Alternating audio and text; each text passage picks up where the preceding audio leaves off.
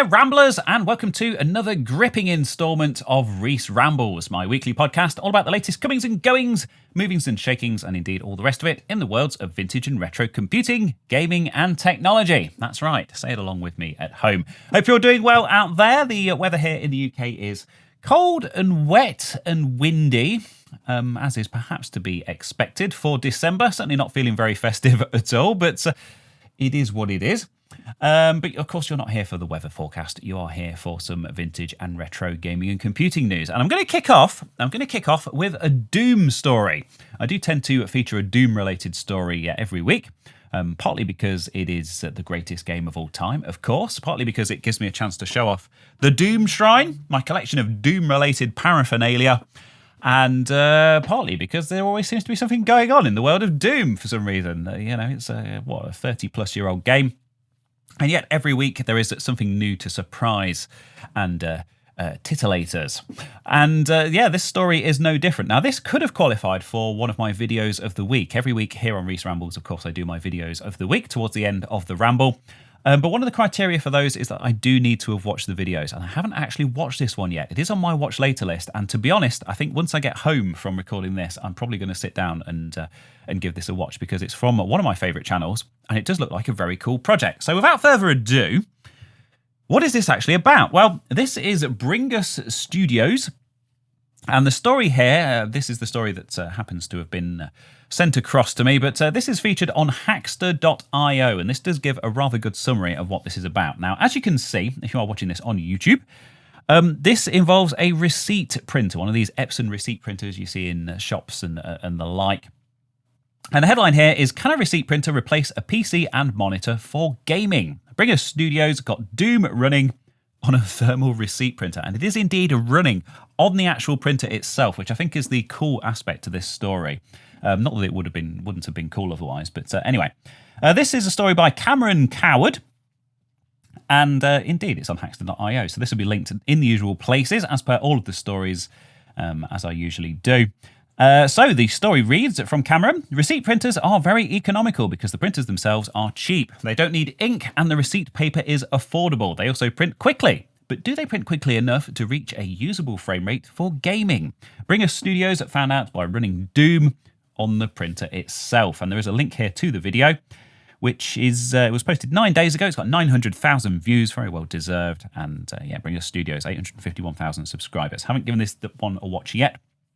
I like to save these longer ones for when I have time to do them justice. But this is a channel I have featured previously and quite recently as well. I think earlier this year, he unfortunately had his storage unit broken into, if I remember correctly, and had some quite rare prototypes stolen, unfortunately. I'm not quite sure what I think I managed to get some of those back, or I think perhaps like whoever it was wasn't very smart and actually managed to skip over some of the really rare and interesting stuff, but of course still an unfortunate situation. But as is often the way, Bringus is back up and running and producing videos again, and indeed has a very, very interesting project for us. So anyway, regardless of that diversion, the goal for this project, continues the story, was simple: print each frame out at a rate fast enough to make gaming possible. Thermal receipt printers are fast, but it isn't like 60 FPS is achievable. However, even at very low frame rates, some games can be playable. Something like a chess video game would be an obvious choice,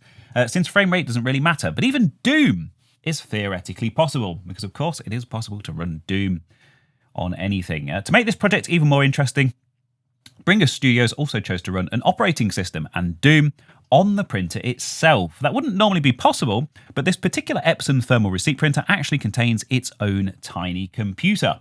There is even a hard drive in there. Wow, so that computer was locked down for whatever weird OS Epson had installed, but Bringus Studios was able to get through the BIOS locks and install Debian 13. From there, it was a matter of taking the game's video output and sending it to the thermal printer one frame at a time. This isn't something anyone else would ever want to do, but it does work. Bringus Studios tried several games, but Doom was the highlight. That was playable enough that someone very familiar with the game could probably get through the first few levels.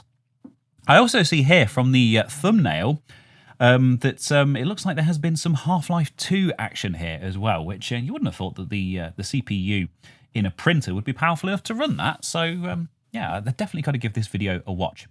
Anyway, there we go. That is Doom running on yet another device, a thermal receipt printer, and indeed it actually prints off the frames of the game as you play it, and the game is supposedly playable. I really do need to go and check this video out. But as mentioned, it will be linked down in the description if you are watching this on YouTube, or indeed also in the show notes if you're listening to this on your podcast platform of choice. From one icon of 90s PC gaming to another next, and it is time once more to talk about Carmageddon, a topic that comes up surprisingly often, I think, on Rees Rambles, and indeed in the world of PC gaming. People longing, I think, for a proper reboot of this series. Of course, we got the Carmageddon Max Pack back in 2016. I wasn't all that enamoured with it, and I just did have a very quick look into it, and it seems other people very much felt the same way about that as well. I think I remember playing it in early access and it being very, very unpolished, and its development on that seemed to be stalled for quite a long time. But anyway, that's in the distant past now. Another more recent effort that I think is worthy of a mention as well, just before we go into the main story here, and this is something that I have mentioned on Rees Rambles a couple of times in the past couple of years, is Death Race, which is this open source, modern source port of the original Carmageddon from 1997. I just thought I'd give you a very quick update on this before we jump into the main story, because this was apparently updated in September of this year. There is a new release of this, 0.9.0, and the README here claims that 94% of functions have been implemented. So this has been a proper reverse engineering effort where they've been reverse engineering the source code and basically replicating all of the original functions kind of one-to-one on modern operating systems and on modern hardware, which is really cool to see, a proper preservation effort. And it was up and running and somewhat playable the last time I looked at this a few months ago, but based on the screenshots and things that I've seen, this looks very, very good indeed. So Death Race is an attempt to learn how the 1997 driving/mayhem game Carmageddon works behind the scenes and rebuild it to run natively on modern systems. And indeed, there are instructions on here on how to get that built.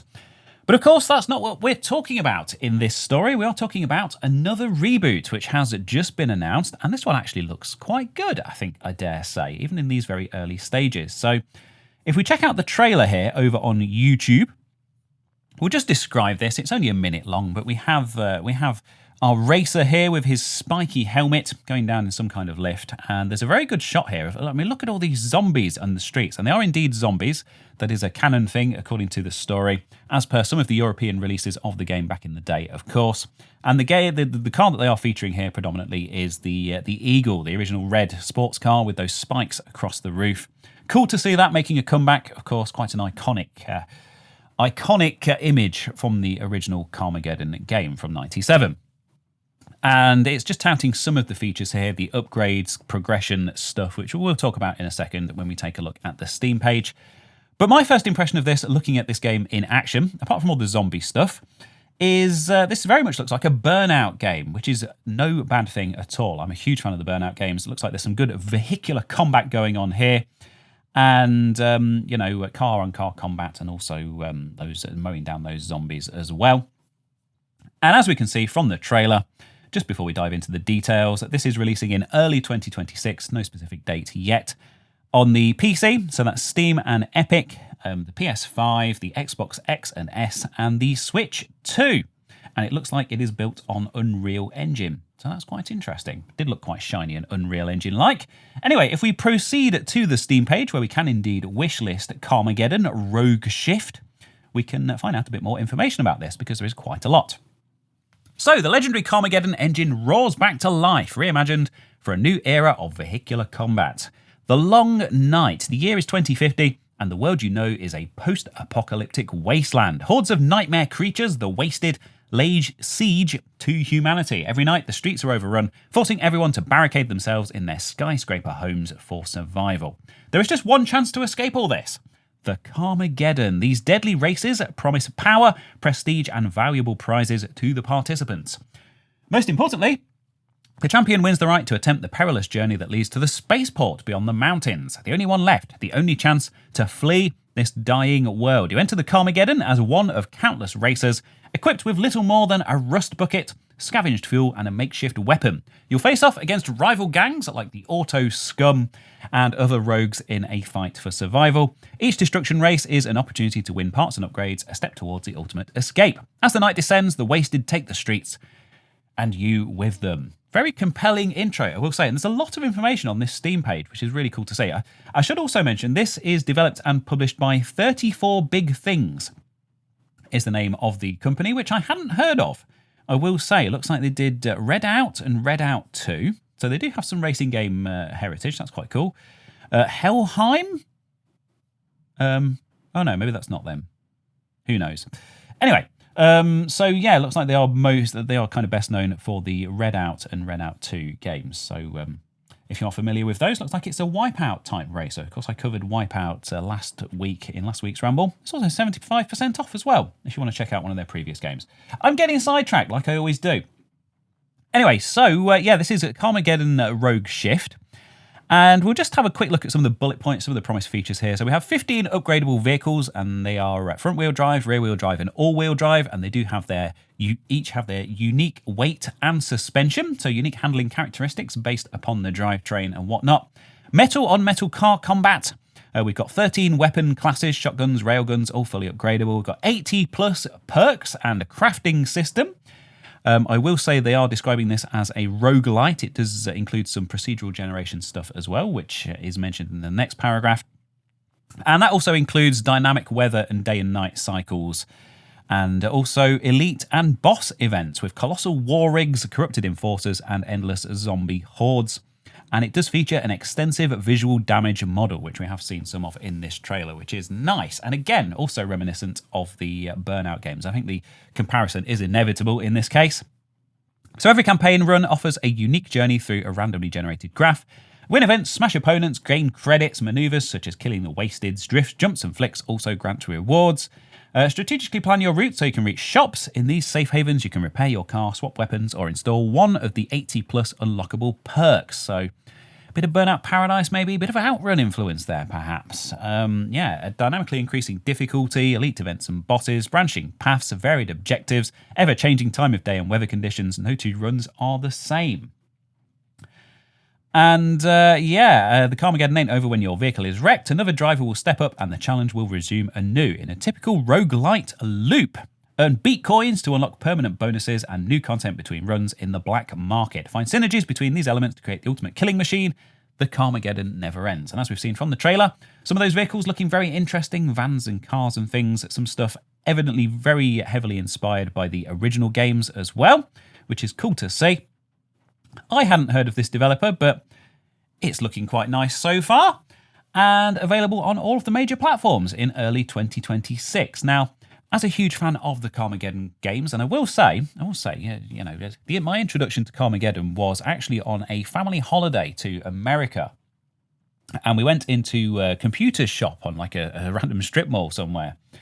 And in the bargain bin at the end of the row was a selection of games, and two that caught my eye were Simcopter and the original Carmageddon. And I bought those, and I thought, you know, Carmageddon was one of these games that was kind of talked about in the school playground in hushed tones, and I thought, you know, if I could show everyone my copy of Carmageddon, then perhaps I would be one of the coolest kids in the school. And it turned out that, by the time I got my hands on it, people have very much moved on to other things. So there you go. Don't know why I shared that story. Anyway, Carmageddon Rogue Shift coming early 2026 to all the big platforms. Very much going to be wishlisting this and keeping an eye on it. Another cool vehicular combat game. Of course, we took a look at Screamer as well. We've been following along with that. So why not add this one to the pile as well? What's that? You're in the mood for remasters and remakes this week, and that hasn't been quite enough to whet your appetite? Or perhaps you're more of a first-person shooter fan rather than a racing fan? Well, guess what? Another excellent bit of news this week, and this is from one of my favourite studios. So this is Night Dive and their remaster, or their remaster, as it is being touted here over on timeextension.com, of Blood. Of course, the epic build engine based first person shooter, again from 1997, and it is out today on consoles and PC, today being yesterday as at the time of recording, which is probably the day before yesterday at the very earliest you'll be listening to this. Anyway, time stuff aside, Story here by Jack Yarwood, fresh from releasing its remaster of LucasArts' Western-themed shooter Outlaws. That one passed me by. What's this? I've been so bloody busy. What's Outlaws? Anyway, they've got a Western-themed shooter called Outlaws out, and that one's passed me by, so check that one out as well. Anyway, Night Dive Studios is back today with another remaster of a classic 90s PC game in Blood Refreshed Supply, a newly updated version of Monolith Productions' 1997 first-person shooter Blood, about an undead gunslinger on a quest for revenge. Blood Refreshed Supply was announced earlier this year in September and is now out today across PC. So that's on Steam, Epic Games Store and GOG, which is good to see. PS5, PS4, Xbox Series X and S, Xbox One, and the Nintendo Switch. And there is indeed a Nintendo Switch 2 version, which is supposed to be coming out early next year. It notably marks the second time in the last 6 years that Night Dive Studios has remastered the title for modern platforms, with the company having previously released another updated version of the game called Blood Fresh Supply, exclusively for Windows, in 2019. I remember that. But whereas on that game, Night Dive Studios had been forced in the past to reverse engineer Blood's source code to make up for missing or incomplete content, now the developers have finally managed to get their hands on the source, essentially the blueprints to how the game was originally put together. So this is a proper source port using the original source, unlike their previous release, which was kind of reverse engineered, which is a big improvement, I should say. As a result, the company has been able to incorporate a lot more this time around, cramming this brand new version of the game with a ton of new features that weren't present in the earlier version. This includes bug fixes for existing missions, support for high resolutions, including 4K on certain platforms, uncapped frame rates, remade cutscenes, and 2 brand new official expansions, Marrow and Death Wish. The first since 97's Plasma Pack and Cryptic Passage. Marrow and Cryptic Passage. Anyway. So, the legendary blood-soaked shooter comes to consoles for the very first time. Of course, that is a big...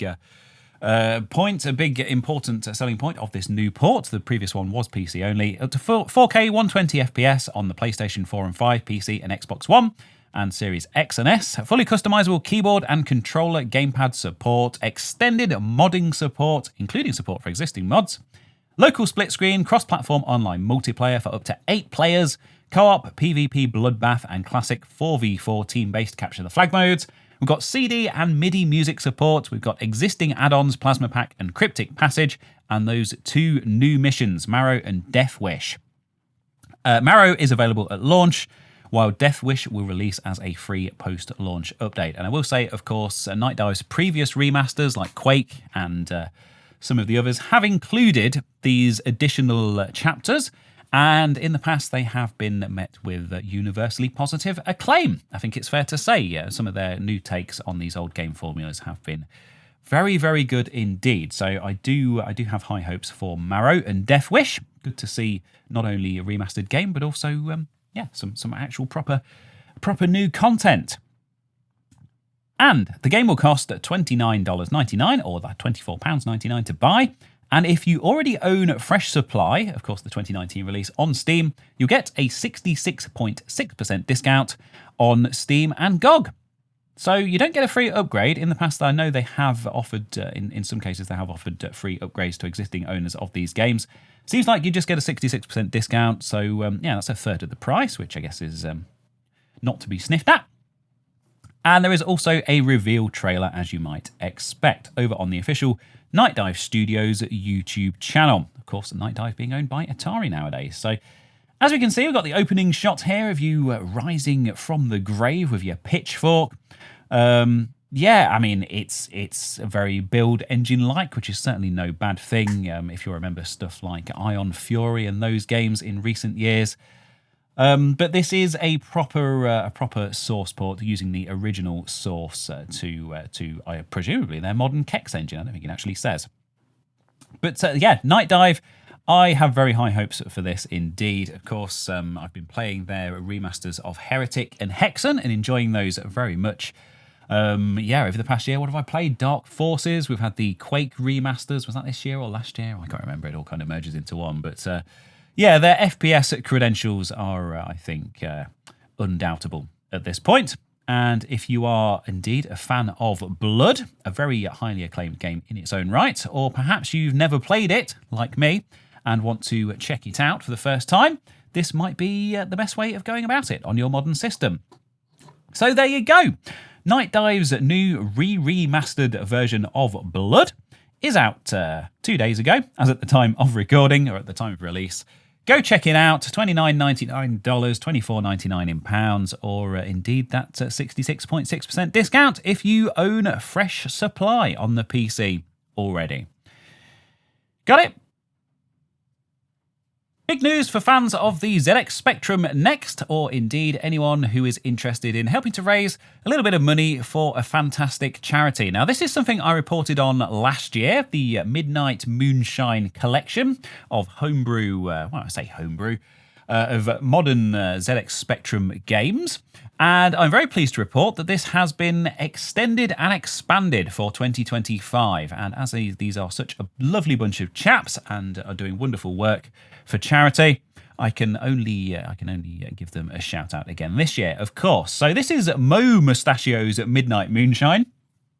And this is, as stated, an upgraded, uprated, expanded, extended collection of modern ZX Spectrum games in tap format. So you can play them on your original hardware if you have an interface that is capable of loading those into your original hardware, or indeed your emulator or MiSTer setup as preferred. So a compilation of our full digital catalogue plus a wide selection of the very best in Spectrum bedroom coding from the last few years. This is an updated version of our charity release from last year, adding a further 16 titles to the collection. All proceeds donated to the Movember charity, changing the face of men's health. Fantastic charity.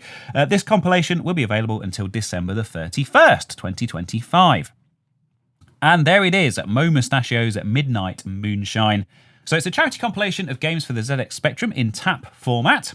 As we can see, they have sold 251 so far, and they only have 171 left. Now, the minimum payment for this at the moment is £16. I believe that can vary depending on demand and stuff. I'm not quite sure how it works. I think that's how it worked last year. But of course, you are free to pay anything above that if you'd like to donate some more money to the charity. And it is quite the extensive collection of games. Now, I'm not going to read all of these out, but they've sorted this into two sides, side A and side B.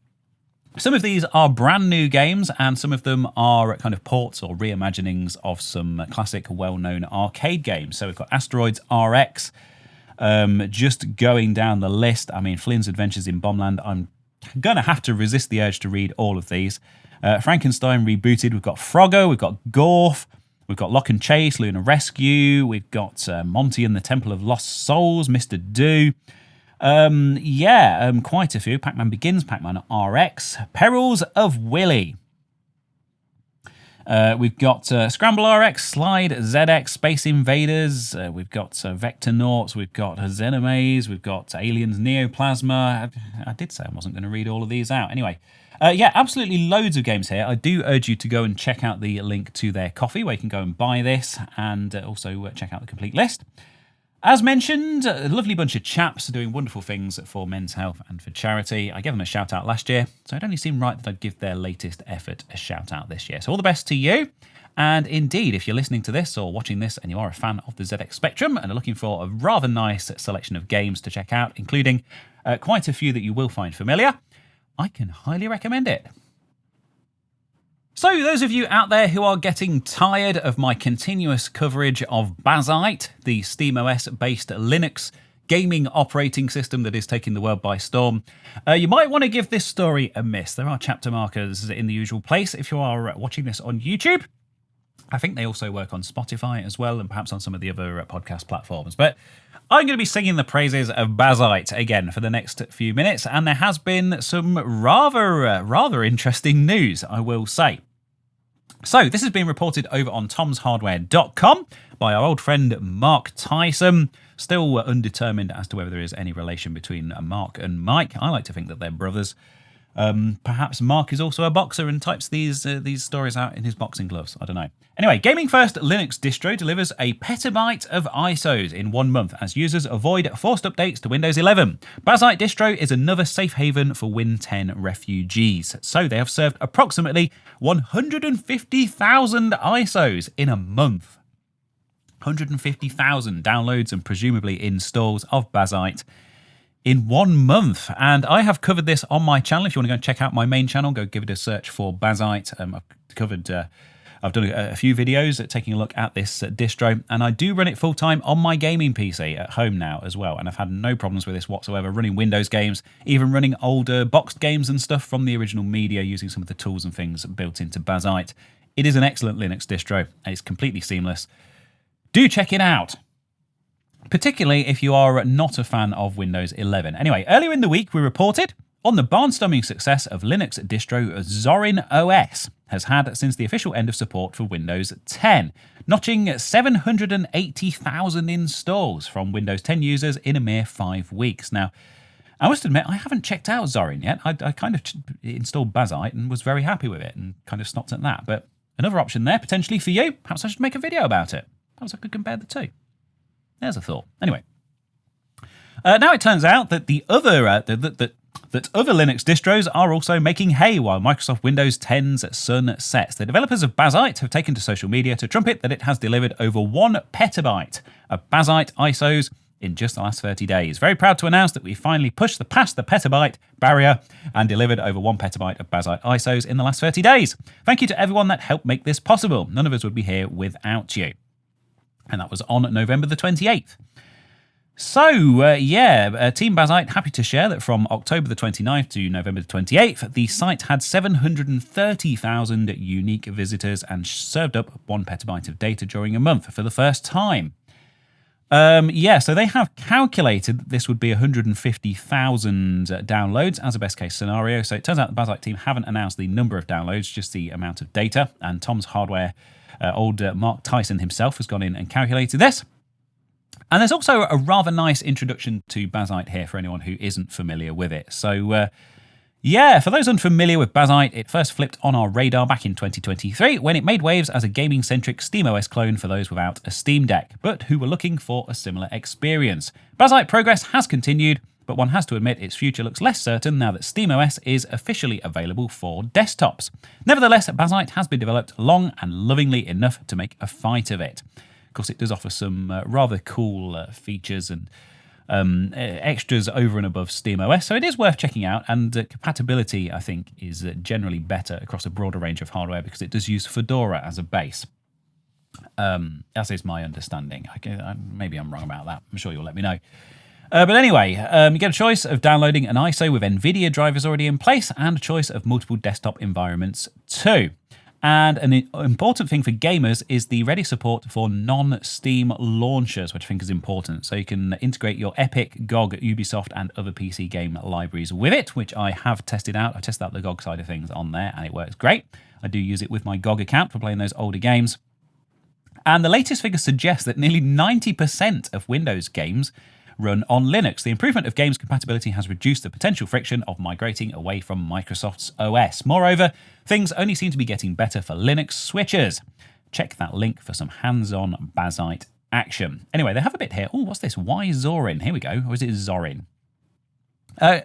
Coincidentally, the even more successful, if the shared figures are accurate, Zorin OS has the key selling point that it will usurp your Windows OS without breaking a sweat. It comes with a familiar-looking Start menu UI, and the Wine compatibility layer setup is box fresh. So you can root out your Windows application installer archives, DVDs, ISOs, or whatever, and install them and access your tried and trusted apps in this non-Windows OS. I don't see how that differs from Bazzite. Bazzite by default can launch into the Steam Big Picture mode and use that as the interface as per the Steam Deck, which is how I use it. Because I like to play my PC games with a controller. Yeah, there's a revelation for you. Anyway, so big news in both the worlds of Bazzite and Zorin. Indeed, breaking new records for number of downloads and number of installs, which is great to see. I think a bit of competition is healthy. Of course, Windows has ruled the roost for the longest time when it comes to PC gaming. The upcoming Steam machine, of course, will be running Valve's SteamOS, and it is also running quite successfully on the Steam Deck as well, and proving that you don't need Windows to be able to play all of those Windows games. So, wonderful, wonderful stuff. The year of Linux on the desktop, perhaps. Finally, after all these years. Well, at least for gaming, anyway. And that, my dearest ramblers, brings me around rather neatly to my regular videos of the week feature, wherein I feature videos that I've seen here on the old YouTubes that have entertained or inspired or enlightened or otherwise improved my life in some small way. Sometimes they are retro computing, gaming, tech related, sometimes not. Sometimes there's one video and sometimes there is more than one. Well, I will say that this week I have 3 videos for you. And they're all quite interesting, and they cover a rather broad range of topics as well, although all topics that I think will be very much of interest to us. Otherwise, why would I feature them? Anyway, without any further messing about, let's jump into this first one. And this is from a good personal friend of mine, I will say that up front, but he is also an evil genius and, has an excellent YouTube channel in his own right. This is Rob Smith Dev. You may remember him from past projects, including his disco floppy disk cleaner, which I was stationed next to at the Kickstart Amiga show, and which drove me thoroughly insane over the course of the weekend. And his alien scanner, I think I featured that in the past. I ended up going to a local laser tag place with him and helping him to test that out. And he did like a whack-a-mole type thing with floppy drives, launching floppy disks across the room. So, I mean, this guy's done some rather interesting hardware projects. 3D printing, programming, electronics, it's got the lot. And this is no exception. Now, this is actually a revisit of one of his earliest projects, which is a floating boing ball. So when the Amiga was first launched back in 1985, they took it around and actually showed off this demo of this textured red and white ball bouncing around the screen with sound effects as well. And it kind of rotated as it bounced as well. And it was a proper 3D model and stuff, which was really, really impressive for a home computer in 1985, hence them using it as the official demo. And it has become a bit of an iconic kind of thing in the Amiga world. Thing, what a terrible choice of word. You know what I mean. And you see it all over kind of Amiga-related merchandise and stuff, and quite rightly so as well. And Rob built a working version of this that uses magnetic levitation. So it levitates above this electromagnetic base, and you can spin the ball round. And one thing that has always bothered him is the fact that the ball only spins kind of flat on a vertical axis. And the one in the original demo is actually on an angle as it bounces around. And so he decided for the 40th anniversary, he would try to achieve the impossible and pull off something that apparently hasn't been done before, and design this mechanism that would allow this ball to not only levitate, but also to rotate around this angled axis. And the way that he's pulled this off is impressive, to say the least. The engineering that's gone into this, the 3D modeling, the whole build process. He's built tools that have enabled him to adapt the aluminium rods and stuff that have gone in to hold this thing together. Huge amount of R&D and testing and stuff has gone into this, and the end result is very impressive indeed. So, as always, the journey is kind of the point of the whole thing, and not just the end result. It's a 22-minute and 17-second video, and it is called "Levitating Amiga Boing Ball" for the 40th anniversary over on Rob Smith Dev. As I said, he is a friend of mine, but I've featured his videos in the past because he's an evil genius. I mean, at some point, he is going to take all of this technology that he has been developing quite openly on his YouTube channel, and he's going to use it to build some kind of super weapon that he's going to use to enslave mankind or something along those lines. It really would not surprise me at all. Anyway, 22 minutes, 17 seconds, fun little video. Rob's a really entertaining and engaging chap, always a good view on his channel, and indeed always a very clever project. So I very much enjoyed that one. Now here's something a little bit different, and this is from another channel I've been watching for a very long time. This is Tech Tangents, of course, Shelby himself. And this is a long-term investigation into the effects of retrobright. Now, retrobrighting is something that I have covered on my channel, though not for quite a while. And it basically involves various methods of taking your old yellowed computers and consoles and things. Obviously, they turn yellow over time. There's a various debate as to what causes this, the flame retardants in the plastic and exposure to UV, all of that stuff. I'm not sure the science behind it is very kind of thoroughly understood, although there are a few people out there who do claim to understand it. I'd rather not get involved in all that. All I know is that 10 years ago, Shelby retrobrighted his Dreamcast, and he is now revisiting it and doing it in a very scientific manner indeed, with color balanced, white balanced, cameras and stuff to try to show the re-yellowing of this essentially over time.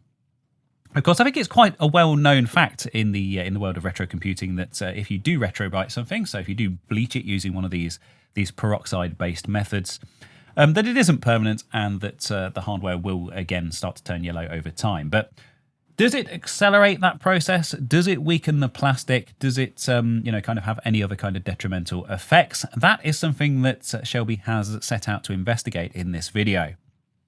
Very long story short, the answer is yes. But I'm not going to spoil his video for you because it is a good watch and I do very much enjoy his channel. This is only 15 minutes long, 15:52, which is actually quite short by his standards. And very thorough scientific investigation of this yellowed Dreamcast from 10 years ago. Just looking at the process that was involved, some of the side effects and some of the long-term effects of that as well. So I thought that was a very interesting watch. I don't think it really taught me anything over and above what I kind of already suspected was the case anyway, although it's good to have it confirmed, kind of in a slightly more scientific way than my own casual observations, and should hopefully be of interest to the wider computing community as well, because of course, I think a lot of us have retrobrighted our own stuff and been very pleased with the results over the years, only to notice stuff that stuff has started to re-yellow. Struggling to get my words out again today, Rees. Very regular occurrence this, anyway. 15 minutes and 52 seconds, a very good video, of course, linked in the usual places down below. And I have one more for you, and this is probably a channel that you may not have heard of, but I wanted to draw some attention to this because it is a popular topic at the moment.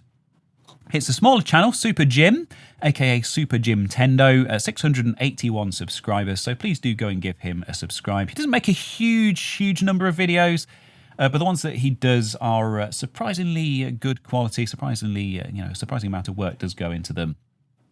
And, he certainly does his homework. And this is about a new game from the Oliver twins, of course, famously the creators of the Dizzy games back in the day. And it's a modern kind of interpretation of a classic game of theirs called Ghost Hunters, which I admit I wasn't familiar with, but the video does tell the story behind that.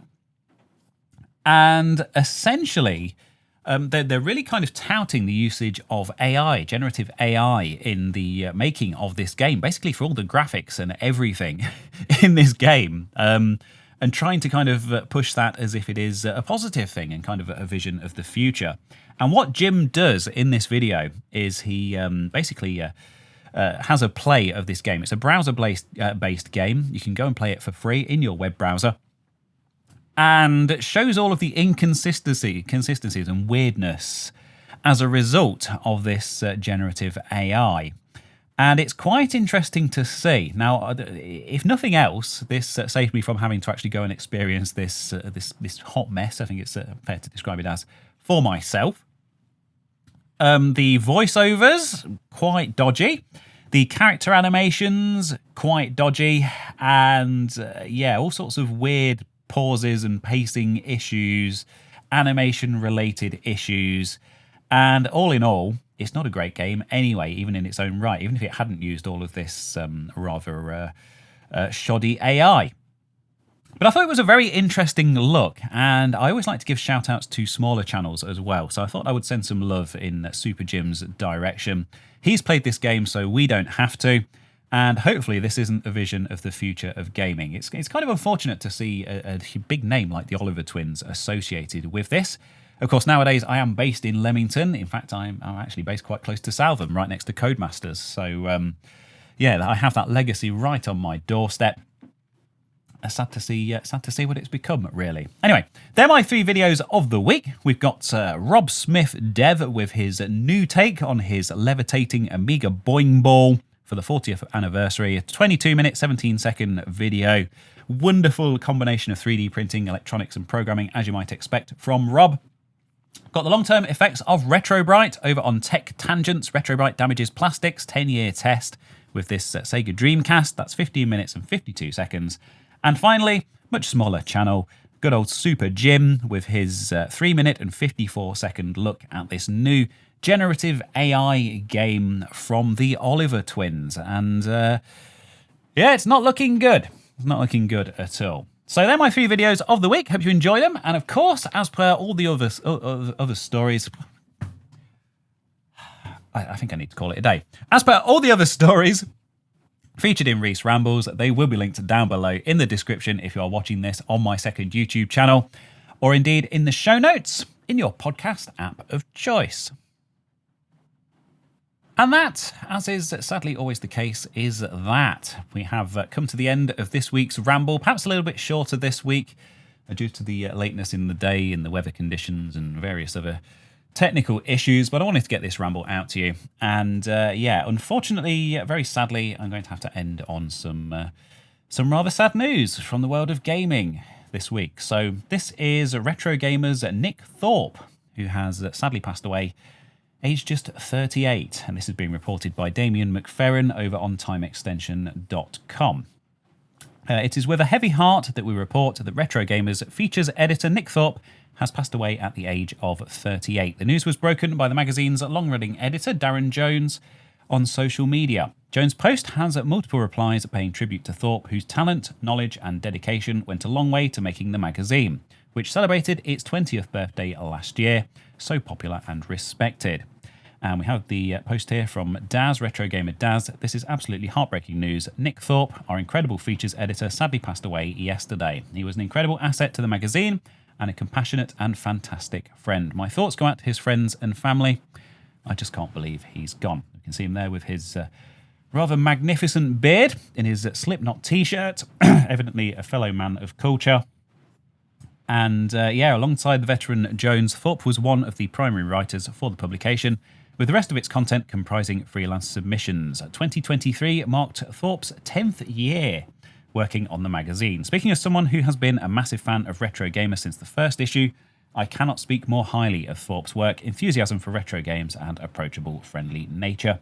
The world of video games journalism is undeniably poorer for his passing, and the thoughts of everyone at Time Extension and Hookshot Media go out to Thorpe's family and friends. And to be honest, I didn't think I could put it any better myself. So just like to echo that sentiment. My condolences to his family and friends. 38 years old, that's certainly no age at all. No cause of death given, and I wouldn't care to speculate, but just wanted to mark the passing of, sadly, another big name in the world of gaming. Anyway, that's all I have for you for this week's Ramble. So thank you to everyone who has discussed this week's stories over on my Discord. They include Sozzled, Gravitone, Technic, and Jerusal, and indeed a few others. You can find a link to join us over on the Discord down in the description. Of course, Rees Rambles goes out on my second YouTube channel, youtube.com/Rees Rambles, and on the major podcast platforms at 2 minutes to midnight every Friday UK time. Thank you ever so much for joining me once more. A little bit of a shorter ramble, as mentioned this week. I'm having some technical difficulties related to the weather, and I'm also rapidly running out of time. So normal service shall resume next week, and indeed, hopefully, I should have a main channel release for you as well. Very excited to be working on stuff here again at the new studio. Well, that's that. Enjoy your weekend. Hope you're well underway with your Christmas shopping and whatnot. And I shall see you same time and place next week. Bye.